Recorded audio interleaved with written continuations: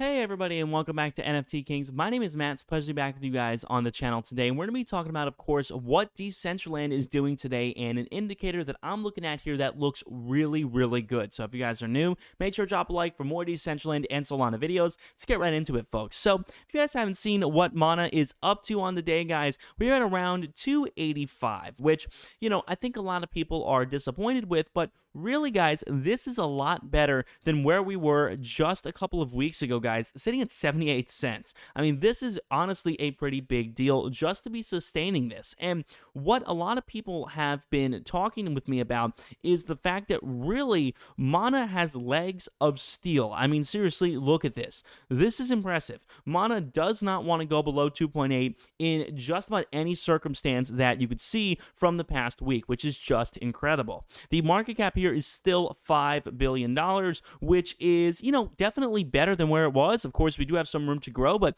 definitely better than where Decentraland was.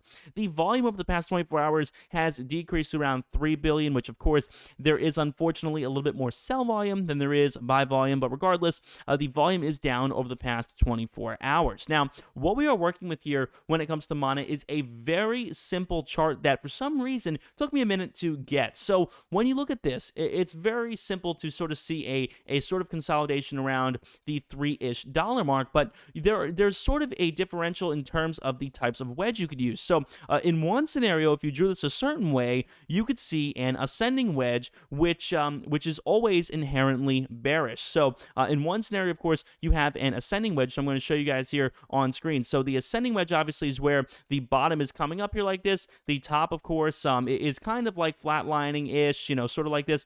And when you see something like this, it is typically a bearish movement. This is what an ascending wedge would sort of look like in this situation, but it doesn't really fill out the ascending wedge. If we were to look at what an actual ascending wedge looks like, you guys can see, this is sort of what this should look like, where the top goes up a little bit, but, mostly on the flatlined kind of side, and then the bottom, of course, creeps up as well. That's not exactly what we're working with here, because the top looks as if it is coming down, not going up in any way, shape, or form. So it's not an ascending wedge. So what is it? Well, what about a falling wedge? I had that theory as well. So then obviously we'll chart it out. And if you guys want to see what a falling wedge looks like in this scenario, of course, we have something like this. So the top is coming down and the bottom is going down gradually. And of course, that is not the case either, because when we look at this, the top is not going down. It is going up gradually. So it's not a falling wedge. So what is it? Well, in this instance, it would actually be what you would call a symmetrical wedge, guys. So you guys can see it on screen right now. This is what a symmetrical triangle looks like.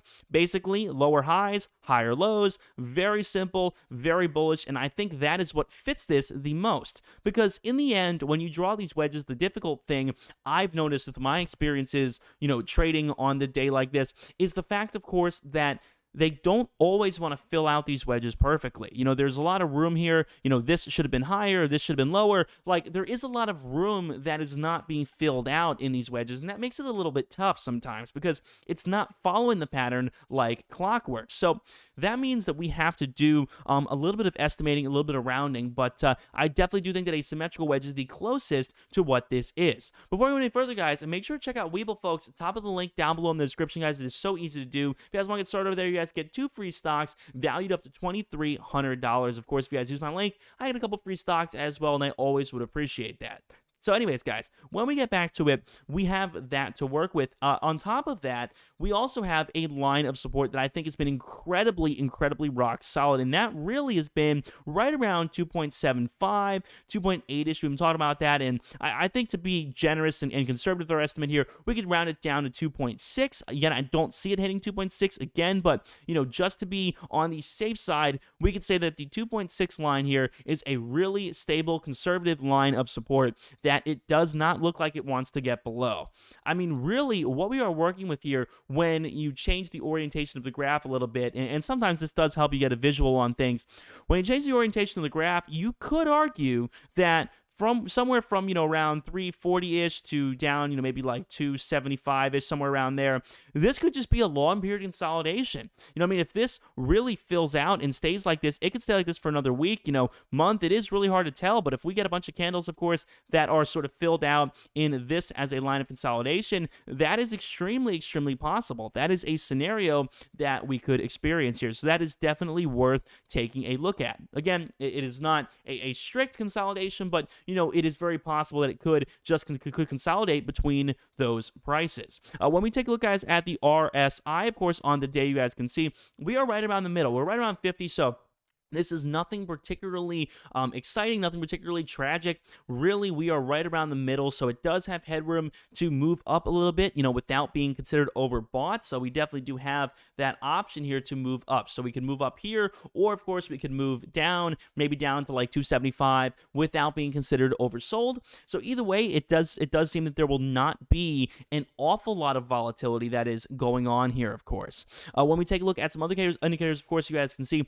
the Fibonacci retracement, always a classic and always one of my favorite to look at. So we stretch out the graph here. You guys can see it's going to take the bottom and the high of the most recent run that it's charted here. So we have the bottom here at around 2.71 with the top at around 3.13. And this isn't giving us all that much information except the fact that the 61.8% line here looks a little tough to break through and sustain above. So this line, of course, is right around the 285 line. And, it definitely does have some difficulty, staying rock solid above that line. Again, it doesn't go very much below that line. It's just it doesn't really establish, a very strong line of support above 2.85. Ideally, we'd want to see something like this, hopefully working our way up, these Fibonacci retracement lines here. Now, it does look that in the future, we definitely could have some of these Fibonacci retracement lines acting as lines of resistance. So if we take an example of one, we could take a previous support line here, which is right around, somewhere around 2.95.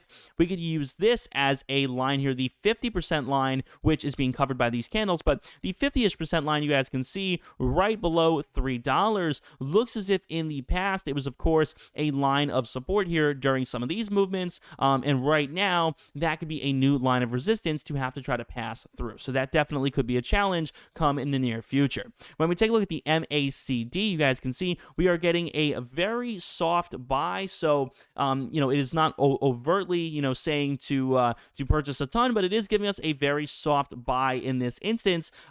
So of course you do have the fact that that this could happen once the blue, of course, crosses the red. That may definitely change things in the near future. So that is definitely worth considering into making that a kind of sell zone. So definitely, again, guys, take a look at this. Definitely give it your own sort of whirl. But I really do believe that the high twos are going to be a line of support here for the near future, and that we will have a $5 price target here at some point within the next couple of months. So with that being said, I hope you guys have enjoyed. Make sure to drop a like and subscribe, guys. Let me know down below in the comments what coin you guys want me to talk about on here. Again, as an NFT channel, I feel like Mana and Solana are two kind of no-brainers, but definitely let me know if you guys want any other things to be talked about down below in the comments. With that being said, everybody, thank you all so much for watching. I really do appreciate all the support. Make sure to drop a like and subscribe if you guys are new. My name is Matt. I'll see you guys on the next one. Peace.